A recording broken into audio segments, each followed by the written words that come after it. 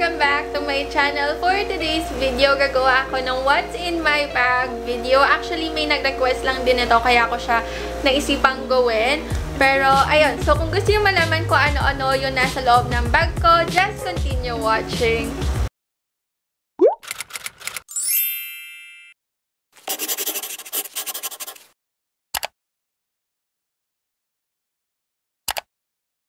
So, ito yung bag ko for everyday. So, as you can see, sobrang laki niya. Actually, inarbor ko to sa mom ko kasi wala akong bag talaga. So, ayan, kinuha ko to sa kanya from Tory Burch. I think Ella yata yung name na tong bag na to. So, ayan, color black lang din siya. And, actually, pwede siyang paliitin. Like, kaya siya may ganyang button dito. Kasi pwede niya siyang paliitin. Pero since sobrang daming laman nitong bag ko, is hindi na siya pwedeng paliitin. So, isa-isayin natin yung laman ng bag ko. May isa pang bag ulit. Like, eto. O, diba? Puro bag siya. So, sa loob na to, may isa pang bag. So, ito muna yung pag-usapan natin. Itong maliit kong bag. So, this one is from Michael Kors. So, hindi ko alam kung ano yung name na tong bag na to. Pero, ganyan yung itsura niya. So, may strap siya ng ganyan. So, ayan. Yun yung itsura itong bag na to. Sobrang cute. Kaya may isa pa akong bag sa loob ng bag na yon. Kasi, pag nagmamall kasi ako, guys, is hindi ko naman siya lahat binibitbit kasi mabigat siya. So, iniiwan ko siya sa kotse. Ang binibitbit ko lang is itong bag na to. Then, once you open it, so, ganyan yung itsura niya. So, ang nasa loob nitong bag na to is, first, syempre, yung wallet ko. So, ito yon. Yung wallet ko is, this one is from Kate Spade. So, actually, pasalubong to ng dad ko nung umuwi sila galing Canada. So, ayan. Doon nila to nabili. And then, ayan. Ganyan lang itsura niya. Sobrang liit and sobrang cute lang din. Another one na nandito sa loob ng bag ko is wet wipes. So, actually, paubos na siya. So, ito, nabili ko lang to sa Watsons. Ito talaga yung lagi kong binibili na wet wipes sa Watsons. This is only 75 pesos lang yata. And yung napipili kong scent is yung cucumber. So, minsan ginagamit ko rin tong pantanggal ng makeup ko kasi alcohol-free yung wet wipes na to. So, safe siya gamitin sa face pag magre-remove ng makeup. So, meron talaga ako nito lagi. Like, hindi to pwedeng mawala sa bag ko. Another thing na nandito sa bag ko is this one, yung Feminine Mist from Beauty Library. So, ayan. Actually, kaya ako bumili na to dahil kay Ray Hermar and then kay Anna Kai kasi sinabi nila na worth it talaga siya bilhin. I can definitely say na worth it nga talaga siyang bilhin. Like, kailangan nyo talaga to, girls. If ever man, itry nyo na to. If wala pa kayong ganito, bumili na kayo kasi sobrang kailangan nyo to. So, another thing pa na nandito sa bag ko is alcohol. So, ito yung nabibili na alcohol sa National Bookstore. This is only 20 pesos. Yung ganito kaliit na may spray. Pero yung malaking bottle na to is 50 pesos. So, yun na yung binibili ko. Yung malaking bottle. And then, nire-refillan ko lang tong maliit na to. Like, minsan alcohol. Pero kadalasan, nagiging pabango ko siya kasi ang bango-bango niya, like, amoy pabango talaga siya. Like, hindi siya yung normal na alcohol na yung pag naamoy nyo is ang sakit-sakit sa ilong. Eto guys, hindi. Like, ang bango niya talaga, like, pwede talaga siyang gawing pabango. So, ayun, isa to sa kailangan ko dito sa bag na to. And then, another thing na nandito is yung Colgate Plax Peppermint Fresh ko na mouthwash. So, ayan. Lagi kong dala tong mouthwash na to. Like, pag naubos to, bumibili na lang ako ulit ng bago. Minsan kasi, pag walang candy, so, ayun, pag mabaho na yung hininga natin, so, ayun, kailangan talaga ng mouthwash. Kasi, syempre, iba't ibang tao yung nakakausap ko. So, nakakaya naman, di ba, kung bad breath tayo. Kaya, meron ako nito, yung Colgate Plax mouthwash. And then, meron pa ako ditong panyo, syempre, hanky. Basta ito yung nabibili na panyo sa department store. So, yung natitira pang product dito is 3 na lang. Kasi ito, wala akong nilalagay dito. Like, wala talaga siyang laman. So, makeup to. Ang meron ako dito is yung face powder ko, which is yung sa Fashion 21, yung 2-way cake foundation powder nila. And then, yung Peripera Ink Velvet ko in the shade, kalimutan ko na, Celeb de Pros, yun. And then, another product na nandito, yung last na product na nandito is yung 3CE Take a Layer Multi-Pot ko. So, yan. Yan yung dinadala ko lang na makeup talaga pag magmo-mall. Kasi magre-retouch na lang. Ito para sa blush ko or pag gusto ko mag-eyeshadow. And then, ito, ginagamit ko talaga to for every day kasi kahit na kumain ako, guys, nag-iiwan talaga siya ng stain sa lips ko. Like, sobrang ganda nitong Peripera Ink Velvet na to. Like, alam ko na rin kung bakit siya gustong-gusto ng ibang YouTuber. And then, kaya powder lang din yung dinadala ko kasi magre-retouch lang naman ako. Like, hindi ko kailangan dalhin yung buong Kikay kit ko. So, yun na lahat ng laman nitong bag na to. And now, let's move on dito sa malaking bag na to. Like, marami din siyang laman talaga sa loob. So, umpisahan ko dito. So, syempre, I have my keys. Ang dami niyang keychain kasi madali akong makawala ng mga gantong bagay. So, ayan, ito yung unang makikita sa bulsa ng bag ko, yung keychain. So, ito, nakuha ko to sa Singapore, tong Merlion na to. Free siya kasi may sinagutan akong survey nung nasa airport ako. And then, dito naman, meron akong Asimo na keychain. Bigay ito ni Blitzard sa akin. So, ayan, lahat ng susi ko is nandito talaga siya sa akin. So, sama-sama siya dyan. And then, merong naliligaw na 50 pesos dito sa bulsa. Like, nandito siya. So, eto guys, binigay ito sa akin ng tito ko. Parang, ito yung napamasko ko. 50 pesos. Hindi ko siya pwedeng gastusin. Kaya, nakaiwalay talaga siya. For good luck dyan. And then, meron pa dito. Sa bulsa, may kalat pa. Ano to? Diba? Sobrang, may kalat-kalat pa. Resibo from Pure Gold. Hindi ako nagligpit talaga ng bag. Like, kung ano talaga siya pag binitbit ko, ganun-ganun talaga to. Nandito rin yung sunglass ko, which is yung Ray-Ban. Crease, yun yung name ng variant na to. So, Crease yung name ng shades na to. And then, meron din ako dito yung eyeglass ko. Nandito siya kasi baka bigla akong umalis. So, nilalagay ko na siya sa bag ko para in case na madali ang alis is naka-ready yung eyeglass ko. Meron din akong ballpen. And then, syempre, pag may ballpen, may notebook. So, meron akong notebook. So, kaya ako nagdadala ng notebook and then ng ballpen. Kasi, pag minsan, yung tipong wala akong magawa, and then may niisip akong videos na gusto kong gawin, like ideas, is nilalagay ko siya dito para hindi ko siya makakalimutan. Pati yung schedule ng uploads ko is nilalagay ko rin siya dito. Since, yung planner kasi is masyado na siyang maliit para sa akin. So, ang ginagawa ko, bumili na lang talaga ako ng notebook para dito ko na talaga nilalagay yung mga ideas ko, then yung mga schedule ng videos ko, pati yung mga products na kailangan kong reviewin, yung mga nakaka-collab ko, lahat yun nakalista dito, kaya hindi pwedeng mawala tong notebook na to sa bag ko. And then, another thing na nandito sa bag ko, charger. And then, ano pa? Then, another hanky. Hindi ko alam bakit may isa pang hanky. So, ayan. And then, meron akong coin purse. Hindi ko alam kung baboy ba siya, or goat, or baka. Hindi ko maintindihan. Basta, ito. Hindi ko to dinadala doon sa isa kong bag. Kasi masyado siyang mabigat. Kasi lahat ng coins ko is nandito talaga. And then, syempre, kung may charger, may cellphone. So, ayan. Meron ako yung cellphone ko, which is yung S8. Actually, nandun to usually doon sa maliit kong bag. Pero, ayun, nandito siya sa malaking bag. Hindi ko yata na-transfer. Pero, yun, lagi ko yung dala, syempre. So, meron din ako dito payong. So, ayan. This one is from Fibrella. Actually, bigay lang din to ni Blitzard. Diba? Ang dami niyang binibigay sa akin. And then, meron pa akong tissue. Actually, hindi Joy yung tissue na to. Like, naka-roll to, pero dito ko lang siya nilagay para mas, alam niyo, hindi siya sira-sira or maggutay-gutay. Ganon. Kaya nilagay ko siya sa gantong plastic tissue. Hindi rin to pwedeng mawala sa bag ko.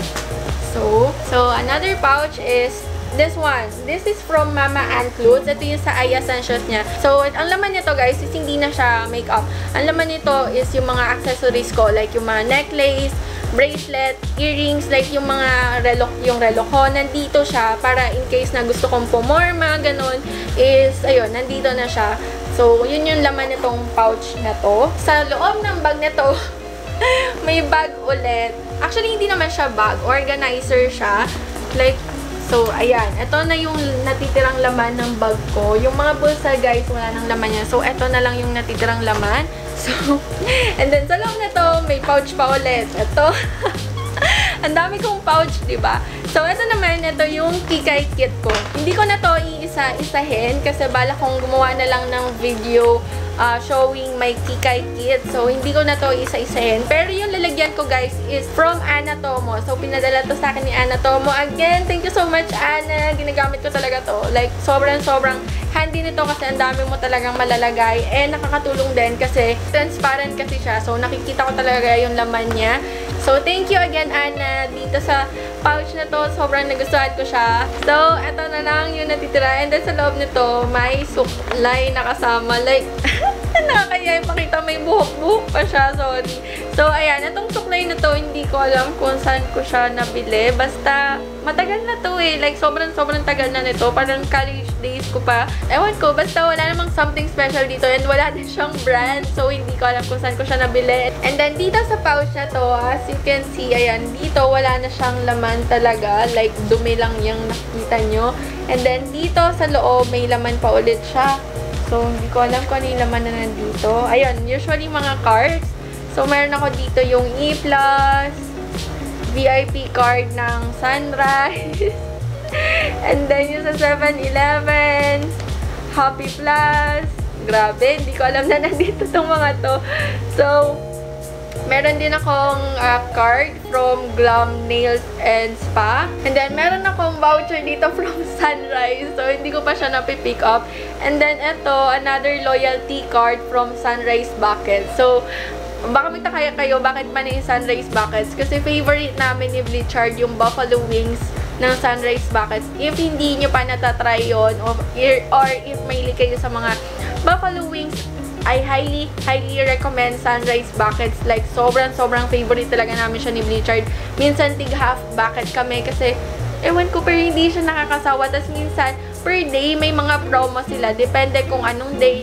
Minsan, pag Monday or Tuesday yata yun, 1 dozen na bucket nila is, ang price niya lang is half bucket. Mga ganon. May mga promo sila per day. So, if hindi nyo pa natitikman yung Sunrise Buckets, guys, sobrang worth it siyang tikman. Like, itry nyo talaga. Favorite talaga namin ni Blichard yung Buffalo Wings ng Sunrise Buckets. Kaya, as you can see, may VIP na kami. At yung root beer nila, guys, and buttered rice. Sobrang grabe, nagkikrave tuloy ako, nakakainis. Another thing, so wala na tong laman. So, ito namang side, wala rin, ay, may laman siya. So, ito yung, hindi ko alam kung yung tawag dito, parang name tag yata to, ni Blichard. Ito yung nag-aaral pa siya sa UST. So, nakalagay dito yung name niya, and then, BS Pharmacy 2009. So, ako naman, papasok pa lang ako nito, yung 2009. First year college pa lang ako ng 2009. And then, graduate ako 2014. 2014 ako graduate kasi yung course ko is 5-year course siya. So, yun. Sa mga hindi pa nakakakilala sa akin, architecture po yung course ko. Pero, graduate na po ako. And then, nakapasa na rin po ako ng board exam. So, architect na po ako and then 4 years na ako nagtatrabaho. Like, magpa 5 years na siya supposedly this year. Kaso, hindi ko na siya tinuloy. Like, nagpi-freelance architect na lang ako. So, yun lang yung naman nito. Dito, wala naman. And then, dito naman. So, unahin muna natin yung mga pouch sa labas, ha. So, ito, wala rin siyang laman. Ito kaya. Hindi ko kasi talaga matandaan kung may pinaglalagay ako. So, wala rin naman siyang laman. Pero dito, ayun, ito. May laman pala siya, ito. Ito, yung favorite scent ko. Alam mo nang matanda ka na pag na-addict ka na sa mga gantong scent. So, meron ako yung sunflower, guys. Sobrang gusto ko yung amoy nito. Like, nakaka-relax siya, na nakakatanggal ng stress. Hindi siya yung common type, hindi siya yung common na amoy ng mga eucalyptus. Like, it's very relaxing talaga. Yung tipong pag nahihilo ako, or nai-stress ako, inaamoy ko lang to, then magiging okay na talaga ako. Like, very tita na talaga. So, ayun, yun lang yun naman itong mga ano sa labas. So, now, yung sa loob naman, yung buksan natin, gosh, hindi ko matandaan kung ano yung mga nasa loob. So, ayan. Ito naman, puro gamot. So, Biogesic. Oh my gosh. And then, meron din akong, mefenamic acid. Kasi yun nga, pag may braces kayo, may times na bigla na lang sasakit yung ngipin nyo. Kasi nag-a-adjust siya or gumagalaw siya. So, kailangan ko to, yung mefenamic acid. So, I have BioFlu. So, ang dami kong gamot, di ba? And then, meron akong Diatoms. Ay, grabe. Ang dami kong gamot. So, meron ako ulit dito mefenamic acid. Kasi ito yung time na naiwan ko yung mefenamic acid ko. So, bumili ako ng panibago. And then, nilagay ko na siya dito. And then, ito, kalat na lang siya. Ba't meron ba? Wala nang laman, kalat na lang siya. So, ito yung Buscopan. So, meron ako ulit BioFlu. Oh my gosh. So, eto, ano to? Loratadine. Kasi, kaya ako may ganito. Kasi si Bleachard, madalas siya magka-allergy. Then, eto yung gamot niya sa allergies niya. So, Loratadine. Kaya lagi rin ako meron nito. Para in case na wala siyang dala, may dala akong gamot niya. And then, meron din ako dito, ano to? Nurofen. Ito yata yung nabili kong gamot sa Singapore. Like, nung nagkaroon ako ng lagnat, ito lang guys, yung galing sa akin. Like, sobrang tapang nung gamot nila. Like, hindi ko alam, pero sobrang galing talaga nung gamot. Like, nakailang BioFlu na ako, pero wala effect siya. Pero nung ito, nung binili ko siya sa Singapore, ang bilis kong gumaling. Like, sobrang bilis. Tapos, parang mura lang yata ito dun eh. Hindi ko maalala. Basta, parang ito yung BioFlu natin dun sa Singapore. And then, meron din ako dito. So, ayan. Ito lang yung nag-iisang laman. Meron ako yung Dactarin. Ito nga yung gamot ko sa singaw. Pag nagkakaroon ako ng mouth sore, ito yung nilalagay ko. So, hindi rin to pwedeng mawala sa akin. Kasi yun, madalas din ako magkaroon ng mouth sore since may braces nga. So, ito na lang. Nag-iisang pouch. So, last na. So, kaya! Just be! So, meron ako dito. Anong ba? Hindi, kalimutan ko yung bigkas dito. La Deuce na tampons para if ever nga na magkakaroon ako, at least ready ako. Actually, hindi ko pa siya natatry talaga. Free lang to. Pinadala lang siya sa akin. Pero hindi ko pa siya natatry. Like, never pa ako nakatry ng tampons. And then, tatlo yung laman niya. Like, iba-iba kasi yung size. Pag meron siya yung mini, normal, and then pang super. Pero, I haven't tried it. Hindi ko pa talaga natatry mag-tampons. So, ayun. Para in case lang. Kasi mas okay lang din siyang dalhin. Kasi tatlo na kagad. Hindi siya bulky. So, yun yung laman ito. Grabe. Nakakaiya yung laman na. Diba sabi ko sa'yo, sobrang daming laman ng bag ko talaga. Then, meron din ako panty liner. So, syempre, kailangan natin to mga girls. So, meron ako niyan. And then, meron ako dito yung, ang tawag dito, yung gel. Yung wax. Nakalimutan ko yung tawag dito sa wax na to. Basta, orthodontist wax. Yata yung tawag dito. Ito yung nilalagay ko sa braces ko. Pag yung tipong bagong adjust yung braces ko, tas may tumutusok na bracket, ito yung nilalagay ko dun sa bracket para hindi na siya ganun kasakit. And then, meron din ako dito toothbrush. Ang weird, kasi may toothbrush ako dito, pero wala akong dalang toothpaste. Like, walang laman na toothpaste. Hindi ko alam kung nasan yung toothpaste ko. And then, meron ako dito yung, ano ba tawag dito? Yung pantanggal ng, dumi sa tenga. Yun, basta yun. Meron din ako nun. So, meron din ako nchane. Ang daming naman. So, meron din ako nail cutter. O, diba? Sobrang kompleto talaga, Girl Scout eh. And then, the last na laman na to is yung basta yung parang pantanggal ko. Yung pantanggal ko ng tinga talaga yun. Yung mas sumasabit din sa brackets ko. So, meron din ako nun. Since meron akong toothbrush, meron din ako nito para yung tipong pag walang toothpick doon sa restaurant, ano ba yan, may buhok? Para pag walang toothpick doon sa restaurant, ito yung gagamitin ko. So, ito kasi iniiwan ko siya doon sa kotse ni Richard. Pag minsan sa kotse namin, iniiwan ko lang siya kasi nga masyado siyang mabigat.